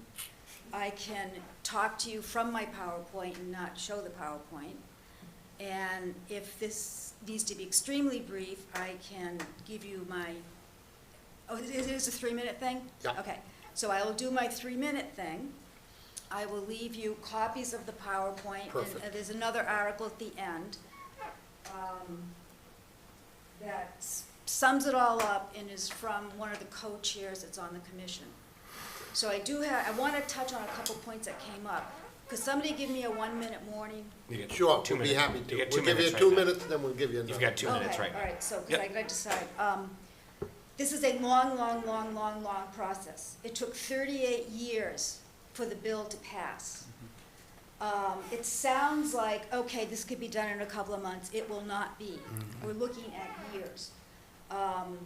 There are so many facets to what their charge is in terms of changing the design. In Massachusetts, our flag is a seal, okay? It's not a true flag design. So when the commission, they need to think about creating a new flag, creating a new seal, and a motto. So it's very multifaceted. And from listening to the meetings, each aspect has its own design criteria. I mean, there's a special vexology that specializes in critiquing design, not what's on it, but the design of what's on it. So it's just a whole lot for this commission to do. And the other thing I hear over and over in the commission is public input, public input, public input. They don't wanna, they're not gonna push anything through. They're going to be going to the public in many different ways. Polls, non-binding polls, public meetings. The commission's talked about holding several public meetings. What else would there be? Getting educators involved. So they've tapped certain, okay, 1 minute. So, all right, so I'm gonna just say what my thoughts are. Two of the values reflected on the seal and motto are peace and liberty. My understanding of Massachusetts history has expanded and deepened while working on this. It was during the pandemic, this is how I filled my time, learning more about Massachusetts history. And this is how I ran into this, and this is how I got interested in it. I want you to know that the commission is seriously considering the history of everything. I mean, the detail of what they have done for research is dense. I've heard the native speakers say the desire to change the seal, which implies the flag and the motto, does not mean they want to negate or erase history. It's not about that. The real message is to take peace and liberty and build on it, to take those original values, perhaps add to them. They want to analyze the meaning of each value. Peace is different to everyone. Is that a good one to stick with? Are there other ones that are more general? They don't want to create something that causes any harm in the future. They're going to be very careful. They're very thoughtful people. They're detailed. Again, I find it fascinating to listen to it. So it's a long process. It took a long time to get, am I done? It took a long time to Finish your thought. Yeah, please. All right, 52 Massachusetts communities have sent this resolution to the commission because there's growing support that an updated flag will not negate or erase history. It will move us forward. That's the whole idea. You move forward. And the other statement I just wanted to make about history, that it's so, so important. But it's like grasp it, grieve it, celebrate it, move forward. Thank you. Thank you. Thank you. Is there anyone else in the audience that would like to, please, name and address? If I may, sit, I would appreciate it. Sure, go ahead, sit. Thank you. My name is Frank Falvey. I reside at 920 Pond Street. I think our state flag as it exists now is perfect. It is a simple message. It honors not our current being in America. You know, we could have chosen some revolutionary slogan or revolutionary figures, and we didn't. We chose the people that were here before we came, and we designed a simple presentation of that symbol. I think it has led probably people to inquire into who the Native Americans were. It has led, I think, educational purposes of why is this Native American on the flag. You can go to Plymouth Plantation and see how they existed at that time. It is a recognition not of our current thought in society and mixing it up by a commission that is appointed by the governor and a select few who may have huge different designs, which they appear to have if they're rejecting the present flag as it stands. In the flag, they're objecting that there's an Indian with a hand, and the hand means peace, a peaceful Indian. Well, what is a peaceful Indian? It was a Christian Indian out of Natick, a tribe, and what did they do to them? They put them to Deer Island when they were afraid of Indian attacks, and many of them died of smallpox. The symbol that is in the blue says something about a sword, and above you see this sword that the Navy in the beginning of this country has had in Massachusetts as a symbol of the Massachusetts Navy. Now, we don't have one, but we still have the symbol. 1 minute, Frank, just so you know. The symbol reminds me that we have ruined, either by disease or killing, the Native Americans. In Massachusetts, we have abused the militia. The bread and roses strike that we just celebrated on Labor Day, when the women in the mills went on strike, the Massachusetts militia put the strike down, 3 people were killed, and even Harvard University sent a contingent up there that got credit for going up there, scholastic credit. We have a group of people that are going to design a flag that no one in Massachusetts will ever vote on.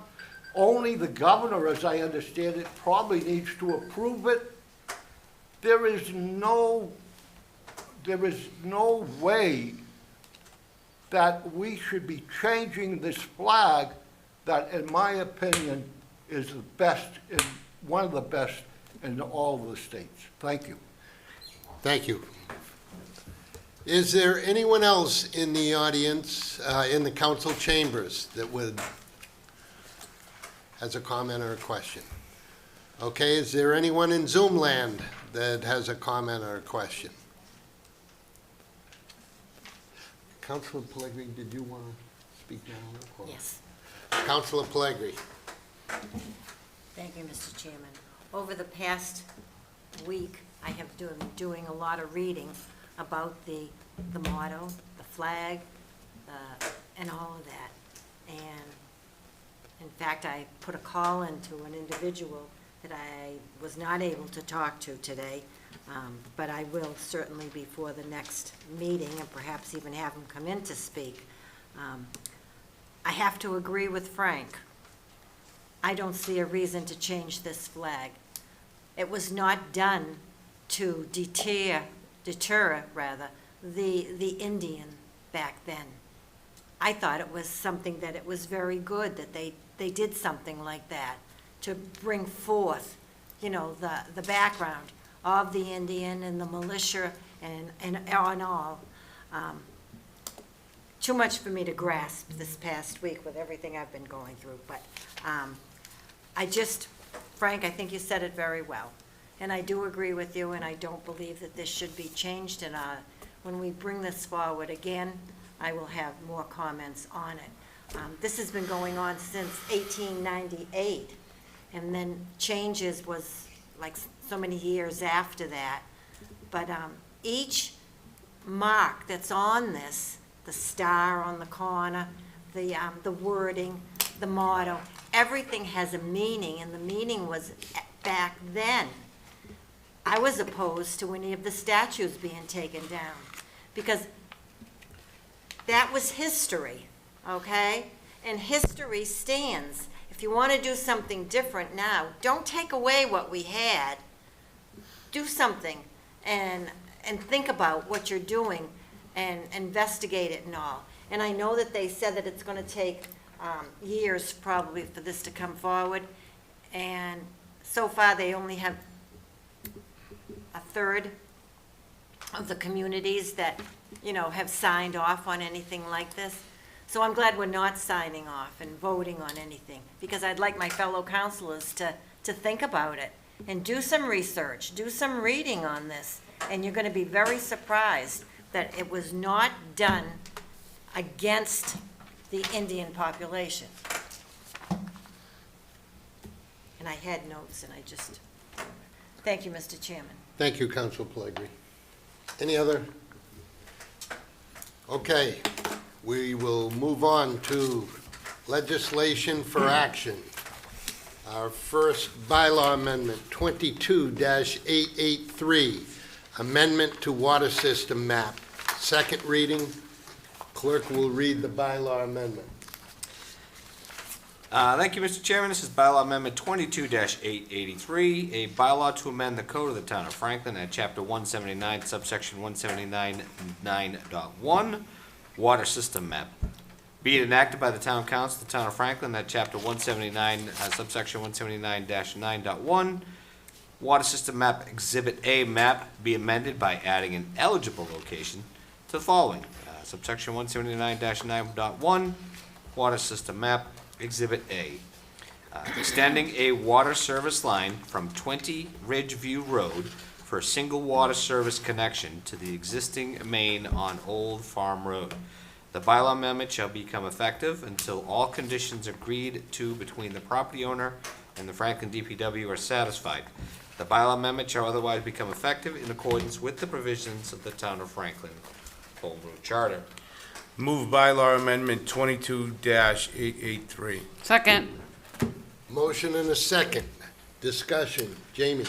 Through you, Mr. Chairman, so keeping with the theme of water this evening, the gentleman in the back row to my left is a face we all know from the last meeting. This is the second and final reading to get a water extension, to getting this guy some water.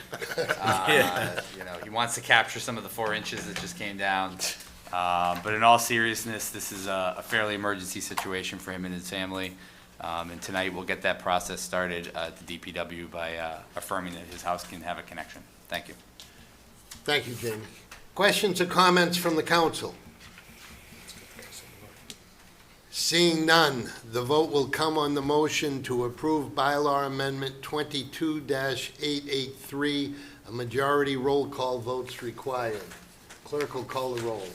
Sheridan. Yes. Cormier Ledger. Yes. Frangillo. Yes. Chandler. Yes. Hamblin. Yes. Pellegri. Yes. Jones, yes. Vice Chair. Yes. Chair. Yes, 9-0, sir. motion carries. I'm sure you're a happy man.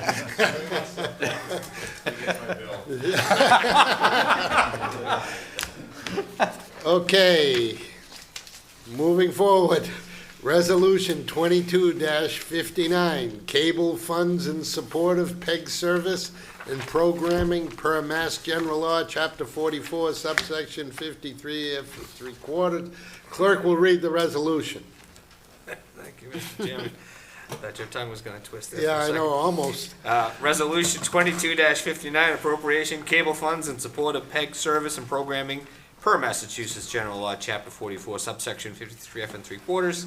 Total amount requested, $84,707.83. The purpose is to appropriate $84,707.83 from the PEG Access and Cable Related Fund created under Mass General Law, Chapter 44, subsection 53 and F and 3/4, representing the amount received from Verizon in the previous quarter to be paid to the Franklin Community Cable Access Incorporated to operate Access Studio and otherwise fund its operations.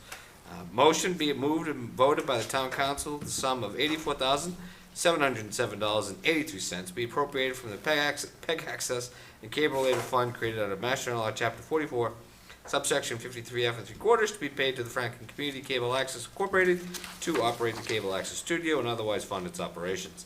This resolution should become effective according to the provisions of the Town of Franklin Home Rule Charter. Move resolution 22-59. Second. Motion and a second. Discussion, Jamie? Through you, Mr. Chairman, it's Groundhog Day. It seems We all, yeah, it's required Okay. vote. Questions or comments from the council? This is a regular resolution that comes before us almost monthly. So, the vote will come on the motion to approve Resolution 22-59. A majority votes required. All those in favor signify by saying aye. Aye. Opposed? Motion carries. Resolution 22-60, gift acceptance, Veterans Services Department, $3,289. Senior Center, $250. Franklin Historical Museum, $200. Clerk will read the resolution. Thank you, Mr. Chairman. This is Resolution 22-60, acceptance of gifts for Veteran Services Department, Senior Center, and Franklin Historical Museum. Whereas the Veteran Services Department, Senior Center, and Franklin Historical Museum have received generous donations, the total amount of $3,739 to be used at the discretion of each respective department as follows.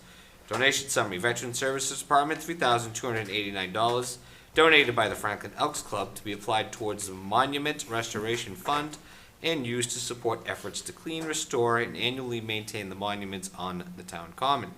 Senior Center, $250, donated by Linda Perkins and David McIntosh to be used at the center's discretion to provide services or programs to the senior citizens at the Franklin community. Franklin Historical Museum, $200, $100 donated by St. Mary's Parish Catholic Women's Club, $100 donated by John and Lori Thacker. Donations will be used at the discretion of the museum to maintain and fund its programs and services. Now, therefore be resolved that the Town Council of the Town of Franklin, on behalf of the Veteran Services Department, Senior Center, and the Franklin Historical Museum, gratefully accepts these generous donations to be used at the discretion of each department as described above. This resolution should become effective according to the provisions of the Town of Franklin's Home Rule Charter. Move resolution 22-60. Second. Motion and a second. Discussion, and you're going to defer. I am. I just want to say thank you to all the other donors. Shannon's here to talk about one of the donations, but I Okay. just want to thank the other folks as well. Shannon, just please identify yourself. Yes, Mr. Chairman, councilors, Shannon Nisbet, the Veteran Services Officer for the town of Franklin. I just want to take this opportunity to thank the Franklin Elks Club for putting a lot of time and energy into throwing a fantastic dinner dance fundraiser for monument restoration, the proceeds of which are under discussion tonight. The Board of Directors, Mark and Diane Ellis, many members of the Elks Club donated their time to be servers, to cook the food at this event. We had also a very robust response from local Franklin businesses donating raffle prizes. Just want to let you know, monument restoration on 4 of the monuments is slated to start next week. Hopefully the weather will hold up. And the Elks Club will also be hosting the Veterans Day Luncheon on November 11th. More to follow about that. So again, thank you to the Elks Club for supporting our veterans and always having our back. Thank you, Shannon. Questions or comments from the council? Councilor Jones. Mr. Chairman, of course, just a big thank you on behalf of the council. I'm sure everyone feels the same way. Such generous donations. I can't say enough about the generosity. And thank you, Alicia and everyone, for putting all these donations on one sheet. It's a wonderful thing. Yes, it is. You're welcome. You are. Any other questions or comments? Seeing none, the vote will come on the motion to approve Resolution 22-60. Again, a majority vote's required. All those in favor signify by saying aye. Aye. Opposed? Motion carries. Thank you. Town Administrator's report.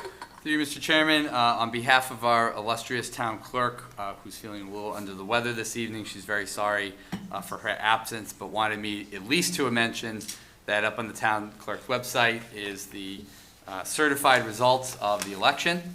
Yep, Councilor Jones, you have a copy right there. But she did post these before she left, and just obviously wants to thank all the voters and all of the election workers and wardens for their hard work.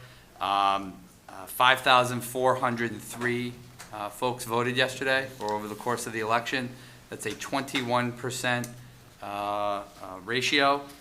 I do not know off the top of my head, and we're looking at the numbers in terms of mail-in versus in-person, but by and large, that's certainly decent. And that's all I got tonight. Thank you, Mr. Chairman. Thank you, Jamie. Subcommittee reports, I don't believe we've had any, and I'll just check in with Gatra. Nothing? Okay. Future agenda items. Councilor Cormier-Ledger. Thank you, Mr. Chairman. Just out of respect to the folks that have come before us now several times on this flag issue, are we going to actually be voting on a resolution at a future meeting? Just to share our support with the other communities? Have to get a consensus from the council to see if it's something that they'd like to bring forward. Okay. I would very much like to see us vote on that, Mr. Chairman, if possible. Thank you. Councilor Chandler. Nothing at this time. Councilor Pellegri. Thank you, Mr. Chairman. I would like to see an update on the Habitat for Humanities, that the building. It'll be for, on our next It's a meeting. couple. it is on the It next might, one. let's not go that far. Yeah. It's certainly, It's it's coming up very soon. Okay. We're working on we have to work on the RFP, Councilor Okay. Pellegri. And what about the brick school update? Starts next week. September 19th. Started. It's been a lot of people. Okay, so then we don't need to have it on the agenda then. I would like to see, I'd like a discussion on signs. All of a sudden, we have so many signs out on the streets. And I think we have to look at our sign bylaw to see if perhaps we can curtail some of them.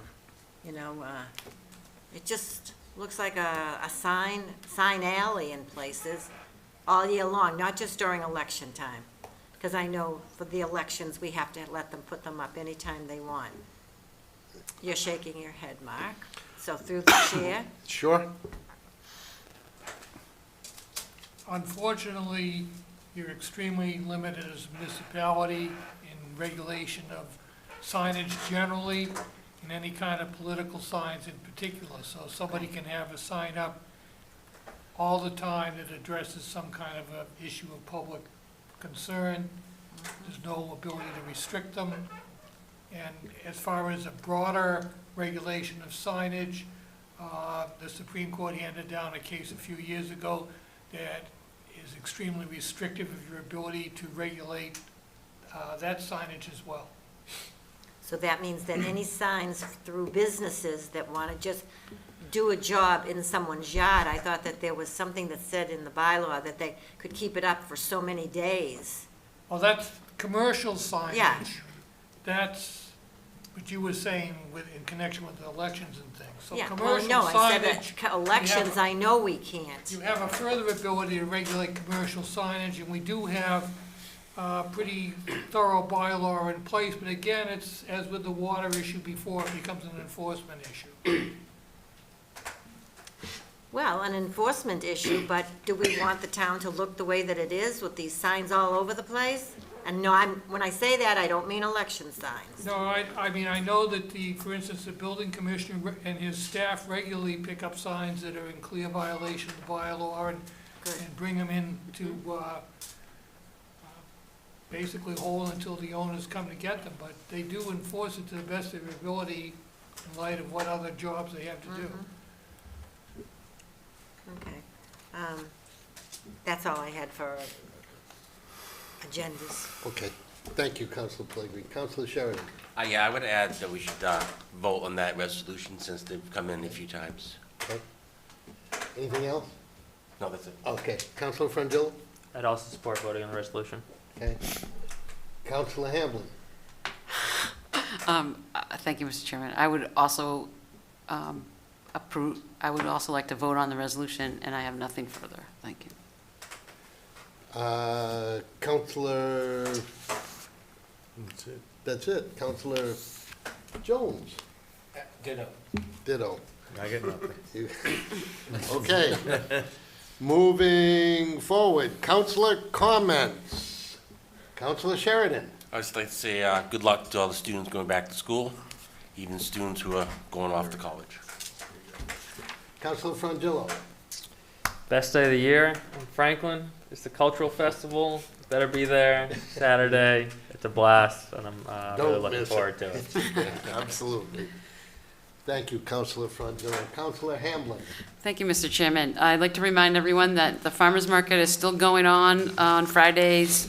Now, the farmers market is actually a HIP retailer, so they actually give money back to the SNAP holders, and you can get a refund for an added amount. So if you spend $10, you get $10 more, and that's thanks to Dean Bank and the food pantry for that at the farmers market. So the HIP is Healthy Incentive Program for the people who don't know. The AgCom is going to have a special meeting on Monday. There's going to be a forester, and he's going to speak on how to take care of your wooded areas, how to create a forestry plan, and a little bit about Chapter 61. And the Chapter 61 applications are due by the end of September, so if anyone is out there who has Chapter 61 or are thinking about it, you got the pamphlet from the AgCom, please go see Kevin Doyle, and he'll explain a lot of stuff to you about that. I would like to thank everyone who worked at the polls on Tuesday, the town clerk, and everyone who voted, everyone who stood in the rain. It's always exciting to me that, well, we get to vote, so that's really fun. Like, what a great country. Thank you, Mr. Chairman. Thank you, Councilor Hamblin. Councilor Pellegrini? Let's see. I too would like to thank the town clerk for all those hours. It wasn't just on election day, it was long before that things were set up and that she had things that she had to do. And also to all of the workers. It was a long day, and I think it's a sad, sad case when we say that 21% is a decent number, because it's not. It's not. You know, it's really a shame. It's a shame. This is our right to vote. Get out there, people, and vote. Thank you, Mr. Chairman. Thank you, Councilor Pellegrini. Councilor Chandler? Through you, Mr. Chairman. Not too much tonight.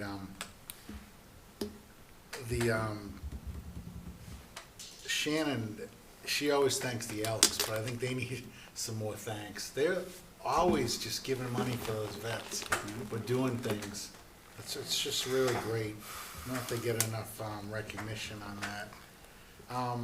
I saw a nice story this week on, we've been talking about drones, how we got those free drones. They helped save a little boy this week. I think you all saw that. Yeah. Yes. The drone got him first before anyone could even find him. So that was a good, heartwarming story. And lastly, as Councilor Pellegrini and Councilor Hamlin said, it is great to see, though, that people did come out in the rain to vote, because anyone that's sitting here and anyone that's watching on Zoom, anyone that's left here actually probably really feels good after they vote. It was a good feeling, you know, to do the process and go for your person and then watch the results. It's just a good feeling that the whole process works. So that's all I wanted to say about that. Thank you, Mr. Chairman. Thank you, Councilor Chandler. Councilor Cormier Ledger? Thank you, Mr. Chairman. I'd like to certainly echo the comments of the fellow councilors to thank Nancy and her whole team for a great primary day election, and to thank everybody that came out in the rain.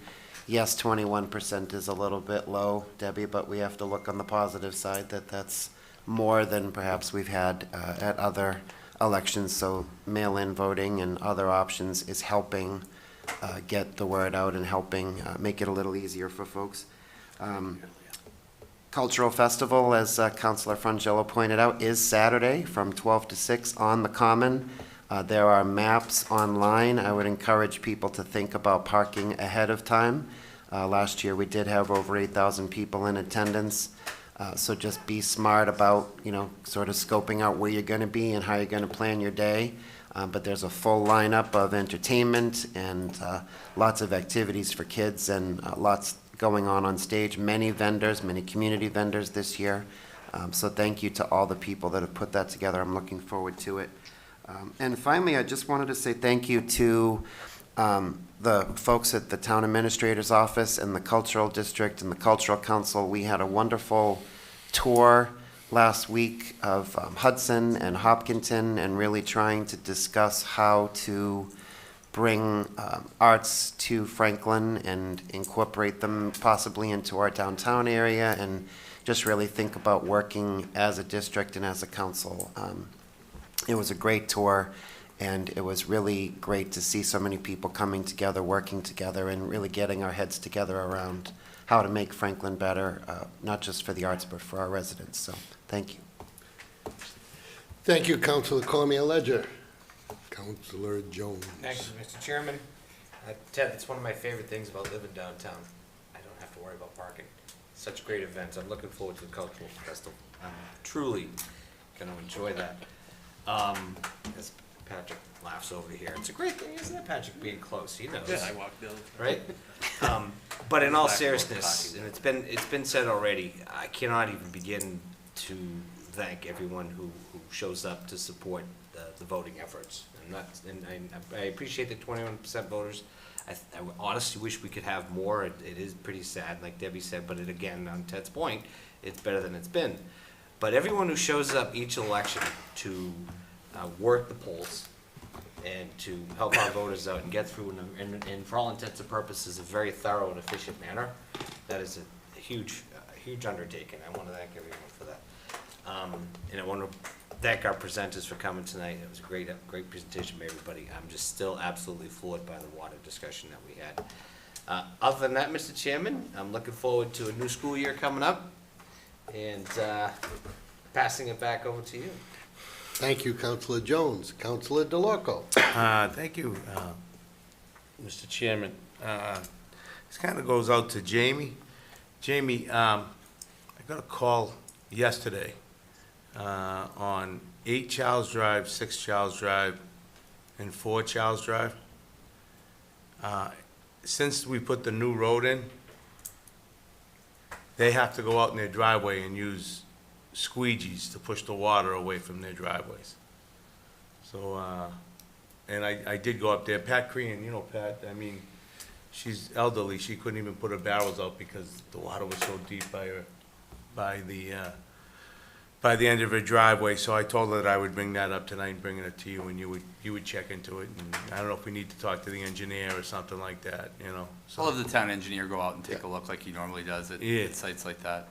Yeah, that's all. I just wanted to make sure I brought that up. And I don't think do we meet before El Pino died? That's what I was trying to remember. I can't remember, so, I don't well, think so. anyway. I don't think so. I don't think so, so I want to give send my condolences out to the Lucci family. Albino was an icon, and Union Street won't be the same when driving by and not seeing him out front, and him yelling at me and stuff like that, so. But he was a good man, and he'll be missed. Thank you. Thank you, Councilor DeLorco. Again, also, I'd like to offer my condolences to the Colucci family, great longtime Franklin family, on their recent loss. Cultural Festival, Councilor Frangillo did a good job of heading that up along with everybody else, getting the word out there. It's not just on the Common, it's downtown too, so it's all over. So there's many different places that you can go and see some many different things going on in the community. I'd also like to thank our town clerk, Nancy Dinello, and her entire staff for doing a great job yesterday under a little adverse weather conditions. And over the last couple of weeks with early voting and so forth, there's a lot more to elections now than there used to be. So just a thank you to Nancy and her entire team. I'd like to thank the Dean folks for coming in this evening. Brutus coming forward, as Councilor Jones said, with the we learned more about water tonight than I think we've learned in a long time. Yep. So it's a great thing.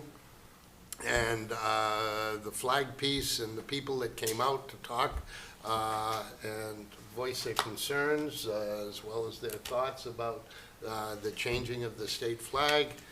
And lastly, I'd like to wish Councilor Pellegrini and her husband a very happy anniversary. Hey. And this is how they've worked for 53 or 50. He couldn't remember. I'm getting a divorce. But the way it works is he's down the Cape, she's up here.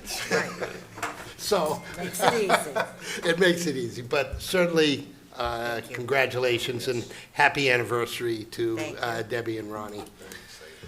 And with that, I would entertain a motion to adjourn. Second. So moved. Now a second. Non-debatable. Non-debatable. All those in favor signify by saying aye. Aye. Opposed? Thank you, one and all. Good job, everyone.